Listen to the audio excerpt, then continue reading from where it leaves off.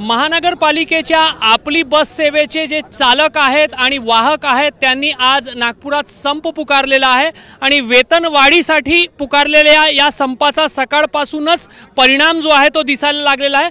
सध्या आम्ही नागपूरचा जो प्रमुख बसस्थानक आहे मोर भवन त्या ठिकाणी आहोत आणि या ठिकाणी सर्व जे आंदोलक संपकरी जे चालक आहेत वाहक आहेत ते आंदोलन करत आहेत आणि आज त्यांनी बसेस जे आहेत ते डेपोच्या बाहेर काढलेल्या नाही आणि त्यामुळे जे नागपूरकर प्रवासी आहेत त्यांनाही आज अनेक त्रासांना सामोरं जावं लागू शकतो।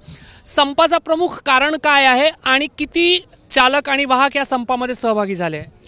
संपाचं मेन उद्देश पगारवाढ आहे। 2015चा जो GR आहे त्यानुसार आम्हाला पगार मिळाला पाहिजे अशी आमची मागणी आहे। अनेक महिन्यापासून वर्षापासून आम्ही नागपूर महानगरपालिकेच्या आयुक्तांसोबत आम्ही चर्चा सुरू आहे पगारवाढीच्या संदर्भामध्ये, पण त्यांनी आजपर्यंत आमचा पगारवाढ काही वाढवला नाही आहे आणि 10-12 हजारामध्ये तुम्हीच विचार करू शकता की एक परिवार कसा जगेल। जर 2015चा जो GR आहे ज्याचा तुम्ही दाखला देत आहात त्याप्रमाणे जर वेतन करायचं असेल तर आज प्रत्येक चालक वाहकचा किमान वेतन किती राहायला पाहिजे? 12,000 आता मिळतो आम्हाला।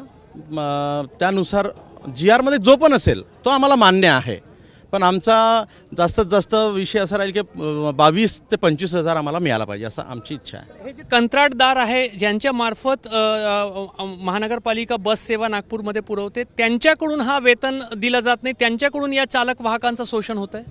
नाही, बघा ॲक्च्युली कसं आहे की कॉर्पोरेशन ठेकेदारी पद्धतीने त्यांनी अपॉइंट केलेलं आहे। ठेकेदार मग कर्मचाऱ्यांना अपॉइंट करतात, यानुसार यांचं एक सायकल आहे।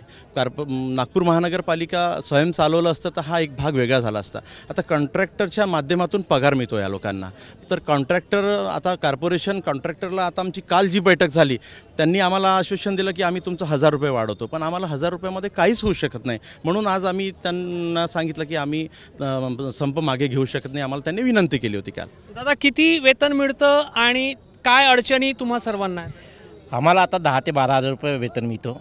अडचणी तर भरपूर आहे, सांगायला गेला तर एक फर्रा बनून जाईल, पण कसं असते सर 10 ते 12 हजारमध्ये आता काहीच नाही व्हायला पाहिजे। आज पेट्रोलचा रेट पहा तुम्ही काय आहे, 110 रुपये 120 रुपये, भाजीपाल्याचा रेट पहा काय आहे, एज्युकेशनचा रेट पहा काय आहे। आज कुठल्या शाळेमध्ये हे केलं तर 1,00,000-2 लाखाशिवाय तुम्हाला पर्याय नाही आहे।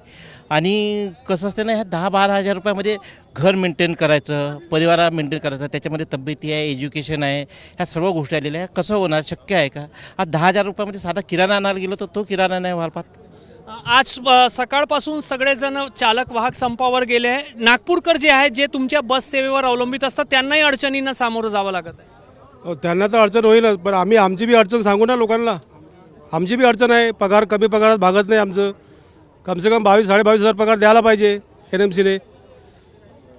केव्हापर्यंत हा संप चालेल? केव्हापर्यंत संपचा निर्धार आहे? आमचा संप बेमुदत आहे। जेव्हापर्यंत आमच्या मागण्या पूर्ण होणार नाही तेव्हापर्यंत संप चालूच राहील।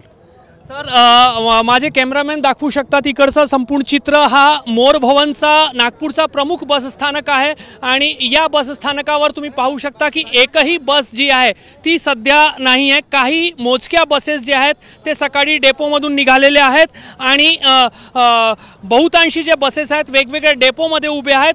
या ठिकाणी पोलिसांनीही पोहोचून आग्रह केला आहे संपकऱ्यांना की तुम्ही बसेस बळजबरीने थांबवू नका।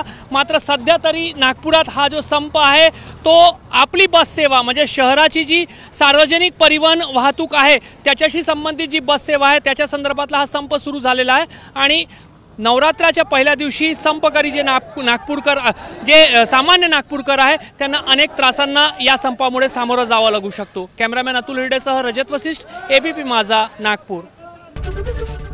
ABP माझा, उघडा डोळे बघा नीट।